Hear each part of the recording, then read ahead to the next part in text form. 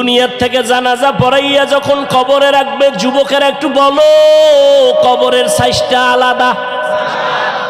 কারো কবর 5 হাত, কারোটা 7 হাত, না সব এক?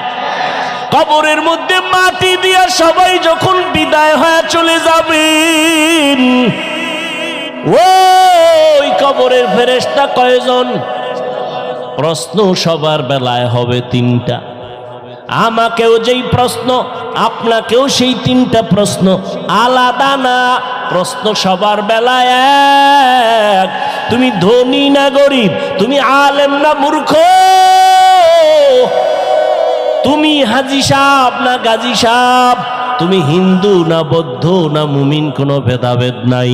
3টা প্রশ্নের জবাব দাও, রবের পরিচয় দাও, ধর্মের পরিচয় দাও, রাহমাতুল লিল আলামিনের পরিচয়টা দাও। এই 3টা